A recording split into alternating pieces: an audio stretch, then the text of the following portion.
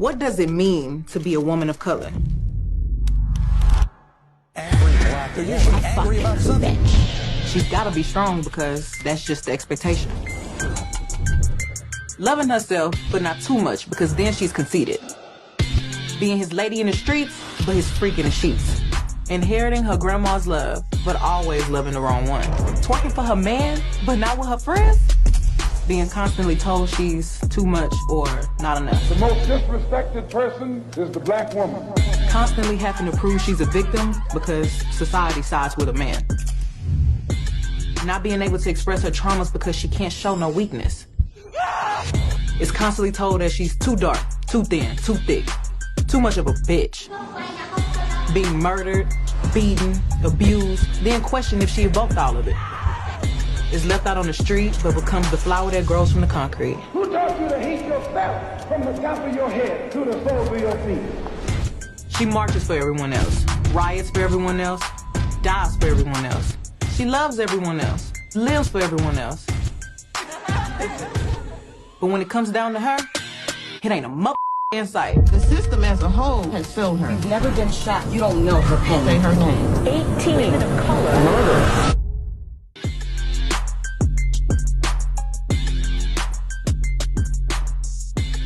Told you're not good enough, you tell them, not only am I good enough, I'm more than enough. When they say, send her back home, you tell them, I am home. I am the foundation of what we call home. When they tell you that you're angry or nasty, you tell them that they're mistaken. This is me. This is me being resolute and standing firmly in my truth. And when they say you're not beautiful, you tell them that you are the descendant of royalty. You are a queen. This is the most important thing. And knowing you're beautiful and knowing you're great is extremely important. You shouldn't need anyone to tell you that. You should just know it and feel it every single day. You are that bitch. My mother prays for me all the time. And I pray for my daughter all the time. And God is real. And God lives inside of me and inside of all of us. And it doesn't matter where I am. I know that, and I feel it. Like right now, I'm hot. You know, it's a tingling. It's like, it's love. I feel it when I look at my child. I feel it when I look at my husband. It's God. What would be some of the things you could offer to other people who are mourning the loss of a significant other, you know, that's been lost? For me, what's really been important is like connecting with God. And that's been a struggle because something horrible happens in your eyes and you're like, how God, you know? And knowing that there is life after this life. Yeah. It's not easy. I don't always wake up on the enlightened side of the bed, you know? Right. And the days that I don't, I let myself because I'm human. Right. And, you know, I'm not always going to feel so... I'm going to be okay. I don't. And that's okay, too. Right. So I let myself be human. I'm gentle with myself.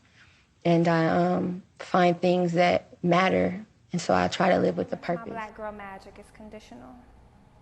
And do you find it difficult to realize that your weakness lies inside my physical you admire in secret? Like, is my magic really magic beyond the times that you need it, or is it only applicable when you find it convenient? I'm only asking. Because this black girl magic was never something you cared about until you needed another word, new fashion, or hairstyle, or handout. Your hand's out when we exist in a world you live in. And there's a difference, because for us to continue, we need permission, see, because blue lives matter, and all lives too.